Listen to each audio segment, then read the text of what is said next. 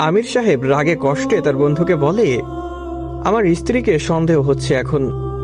কেন আমির, কি হয়েছে? আর বলিস না, এই দারোয়ানের চাকরিটা নিয়ে বিপদে পড়েছি। 7 দিন রাতে আবার 7 দিন দিনে ডিউটি করতে হচ্ছে। যে 7 দিন রাতে ডিউটি করি, সেই 7 দিনে আমার স্ত্রী পরকীয়া করে। এইটা তো খুব বাজে কথা। তুই কিভাবে বুঝলি এসব? আমার পাড়ার অনেক মহিলা আমাকে কল করে বলছে আমার স্ত্রী নাকি রাতে বের হয়ে যায়। কোথায় যায় বা কি করে সেটি জানে না কেউ। মাঝে মাঝে নাকি অপরিচিত লোকদের দেখা যায়, তারা ঘরের আশেপাশে ঘুরঘুর করে। তুই তো আমার বউয়ের স্বভাব জানিস, ওটা একটা দজ্জাল বিয়ে করেছি। বাড়ির মানুষ তো বাদ, আমিও যদি এই ব্যাপারে জিজ্ঞেস করি তবে আমাকে বটি নিয়ে দৌড়াবে। এখন উপায় কি ভেবেছিস? হাতে নাতে ধরার। এত বছর ওই দজ্জাল একটা সন্তানও দেয়নি আমাকে। এই মহিলাকে রেখে লাভ কি? হয়তো তালাক দিব, নয়তো খুন করে ফেলবো। পাগল হয়েছিস? খুন করলে তোর কি হবে ভেবেছিস? এই জন্যই তো করছি না কিছু, নয়তো অনেক আগেই ছুরি মারতাম। আজকেও আমিরের নাইট ডিউটি, কিন্তু ছুটি নিয়ে নদীর কিনারায় চলে আসে। তার স্ত্রীকেও জানায়নি কিছু, যাতে বাসায় গিয়ে হাতে নাতে ধরতে পারে। রাব্বিও আমিরের সঙ্গ দেওয়ার জন্য প্রস্তুত। আর যাই হোক, ঘরোয়া অশান্তি কতটা আঘাতপ্রাপ্ত তা সবারই জানা।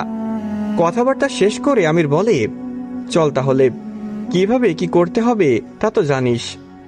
পাড়ায় কার পা পড়ে শুধু তা খেয়ালে রাখা লাগবে। এরপর বাকি কাণ্ড।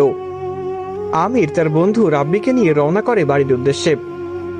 আমিরদের বাড়ি সম্বন্ধে আপনার জানা উচিত। আমিরের বাড়ির নাম হাওলাদার বাড়ি।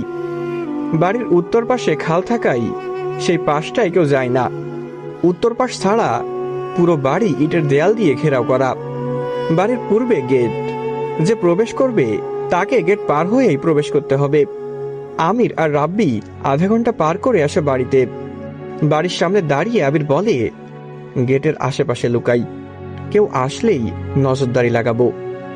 আমিরের কথা শুনে রাব্বি বলল, তুই বোকা নাকি? পরকীয়া করা লোকরা কি গেটে প্রবেশ করবে? আমার মনে হচ্ছে বাড়ির পেছনে যে খাল আছে ওটা পার করেই আসে তারা। তোর ঘরটাও বাড়ির উত্তর দিকে, বাগানটাও ওখানে, সুবিধা ওখান দিয়েই। রাব্বির কথা শুনে আমির সহমত পোষণ করে। দুজনেই যায় বাড়ির উত্তরে। বাগান হওয়ায় বিভিন্ন গাছপালা দিয়ে ভরাট সেটি। গ্রাম অঞ্চলে এমন স্থান সম্বন্ধে সবার কম বেশি ধারণা আছে। বাগানের ঠিক মাঝে আমির আর রাব্বি বসে অপেক্ষা করতে থাকে। কাউকে খাল পেরিয়ে আসতে দেখলেই হাতে নাতে ধরবে। রাত 12টা 41 মিনিট, প্রায় 1টার কাছাকাছি। রাব্বির চোখ দুটো বন্ধ হয়ে যাচ্ছে ঘুমে। সেই 6 ঘন্টা ধরে বসে আছে এখানে, না আছে কারো সারা শব্দ, আর না কেউ এসেছে। রাত এখন 1টা বাজে। ঠিক তখনই আমিরের ঘরের দরজার আওয়াজ শোনা যায়। আমির আওয়াজ শুনে রাব্বিকে ঝাঁকি মেরে বলে, দোস্ত, বউ বের হচ্ছে। আমিরের ধাক্কা খেয়ে রাব্বির ঘুম উড়ে যায়। দুজনেই চাতক পাখির ন্যায় তাকিয়ে রয়। আকাশে চাঁদের আলো জমে আছে আজ। চারপাশের দৃশ্য দেখা তেমন কঠিন হচ্ছে না। আমিরের বউ দরজা খুলে সোজা বাগানের দিকে এগিয়ে আসতে লাগলো। আমির আর রাব্বি খেয়াল করে দেখে আমিরের বউ তাদের দিকেই আসতেছে। আমিরের বউ হেঁটে হেঁটে ওদের পাশ কাটিয়ে খালের দিকে চলতে লাগলো। ঝোপের কারণে হয়তো দেখেনি। আমির আর রাব্বি আমিরের বউয়ের দিকে চেয়ে থাকে। খালের দিকে কেন গেল? পুরো খাল ভর্তি তো পানি। আমিরের বউ হাঁটতে হাঁটতে একেবারে খালের কিনারায় এসে দাঁড়ায়। দূরত্ব বেড়ে যাওয়ায় আমির আর রাব্বি বেরিয়ে আসে। চাঁদের আলো থাকলেও বেশি দূরে তেমন খেয়াল করা অসম্ভব। ঝোপ থেকে বেরিয়ে তারাও কিছুটা কাছে আসে। তখনই আমিরের বউ হুট করে পেছনে তাকায়। আমিরের বউ আচমকা পেছনে তাকাতেই আমির আর রাব্বি মূর্তির মতো ঝোপের পাশে দাঁড়িয়ে গেল। আমির মনে মনে ভাবছে, আজ আর রক্ষা নেই। কিন্তু কিছুক্ষণ তাকানোর পর আমিরের বউ আবার খালের দিকে মুখ ফিরিয়ে নেয়। আমিরের মনে পানি এলো, তার মানে স্ত্রী তাদের দেখেনি। আমির আর রাব্বি তখনও নড়ছে না, মূর্তির মতো দাঁড়িয়ে শুধু দেখে যাচ্ছে। তখনই ঘটে কিছু অস্বাভাবিক ঘটনা। আমিরের বউ ধীরে ধীরে খালের দিকে নামতে শুরু করে। আমির আর রাব্বি অবাক হয়ে আরেকটু সামনে এগিয়ে আসতে থাকে। খালের পাড়ে সে কি করছে তা দেখার জন্য। এদিকে আমিরের বউ খালের ওপর দিয়ে হাঁটা শুরু করে দেয়। এমন অলৌকিক দৃশ্য দেখে আমির আর রাব্বির দুজনেরই যেন চোখ কপালে। এত বড় একটা খাল, তার উপর পুরো খালে পানি ভর্তি। আমিরের বউ কিভাবে পানির উপর দিয়ে হেঁটে যায়। তাকানোর মাঝে রাব্বি বলে, মাল বেশি খাওয়ার ফলে এমন হয়, আমি ভুলভাল দেখছি, তুইও কি সেটাই দেখছিস?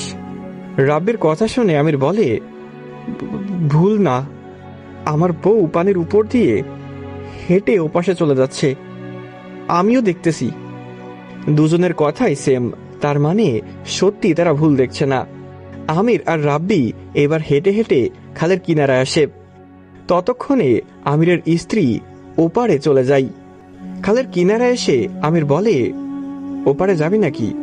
আমিরের কথা শুনে রাব্বি বলে, সাঁতার কেটে। দুজনের এমন কথোপকথনের মধ্যেই আমিরের বউ ওদের পেছন থেকে ডেকে বলে, তোদের এখানে কাজ কি? আচমকা এমন ভয়ঙ্কর শব্দ শুনে দুজনেই জোরে এক চিৎকার মেরে পেছনে তাকাই। প্রথমত আমিরের বউয়ের স্বরকে আমির এমনিতেও ভয় পাই, এই জন্য নাম দিয়েছে দজ্জাল। তার উপর এমন পরিস্থিতিতে ওর স্বর, গায়ের লোমের সাথে মাথার চুলগুলো দাঁড়িয়ে যায় ওদের। ওদের চিৎকার শুনে আমিরের বউ হাসতে শুরু করে, এ যেন কোনো পিশাচ খুব ভয়ঙ্কর ভাবে হাসছে। আমির চিৎকারের মাঝে আমিরের বউয়ের চোখে তাকাই। এরপর আমির শিওর হয় এটি তার বউ নয়। মহিলার চোখ দুটি পুরো লাল হয়ে আছে, আর দাঁতগুলো কুচকুচে কালো। এদিকে তাদের চিৎকার শুনে বাড়ির লোক লাইট নিয়ে বেরিয়ে আসে। বাগানের দিকে সবাইকে ছুটে আসতে দেখে আমির আর রাব্বি আরো জোরে চিৎকার শুরু করে। তখনই শুরু হয় বাতাস। চারপাশে এত জোরে বাতাস বইতে লাগলো যেন পুরো বাগানের গাছ বাঁকা হয়ে মাটিতে শুয়ে যাবে।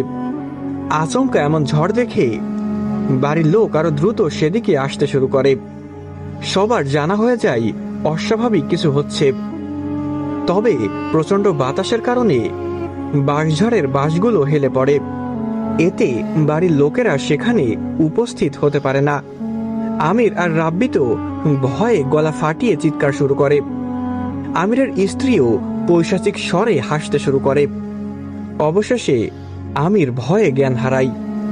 24 মিনিট পর, হ্যালো আবির স্যার, আমাদের বাড়িতে অতিপ্রাকৃতিক ঘটনা ঘটছে, আপনি দ্রুত আসতে পারবেন? আবির সাহেবের পরিচয় তারা জানবেন যারা অ্যাম্বুলেন্সের রহস্য ইউনিভার্সের শেষ হওয়া 3টা সিজন দেখেছেন। এটা হচ্ছে অ্যাম্বুলেন্সের রহস্য ইউনিভার্সের 4 নম্বর সিরিজ। যারা শেষ হওয়া 3টা সিরিজ দেখেননি তারা এখনই আমার চ্যানেলে গিয়ে দেখে আসুন। ইউটিউবে, টিকটকে অথবা ফেসবুকে সুমন আনফায়ার লিখে সার্চ করলে আমার চ্যানেল আপনি পেয়ে যাবেন। সেখানে গিয়ে সবগুলা সিজন দেখলে আপনার কাছে সবকিছুই ক্লিয়ার হয়ে যাবে। নতুবা আপনার বুঝতে একটু বেগ পেতে হতে পারে, একটু না বেশ অনেকটাই বেগ পেতে হতে পারে। তো চলুন গল্পে যাওয়া যাক। এত রাতে হয়েছে কি? আপনি আসেন স্যার। দুজন অলরেডি মৃত্যুমুখী, চোখ, মুখ আর কান থেকে রক্ত যাচ্ছে। ঠিকানা বলুন। আমাকে চিনেন নাই স্যার? পটমির এলাকার হায়দার বাড়ি। আমি সোহান। ও আচ্ছা, চিনছি। আমি রাহুল আর রোহানকে নিয়ে রওনা দিচ্ছি, অপেক্ষা করুন। আচ্ছা স্যার। কি অবস্থা ভাই লোক, কেসে হো? গল্পের কোথায় কোথায় ভয় অনুভব করেছেন তা জানাতে ভুলবেন না। পরবর্তী পর্ব পেতে হলে অবশ্যই লাইক করতে হবে, কমেন্ট করতে হবে, এবং কমেন্টে বলতে হবে যে না ভাই গল্প ভালো লেগেছে, পরবর্তী সিজন চাই, বা এনিথিং, যে কোনো কিছু কমেন্ট করতে হবে।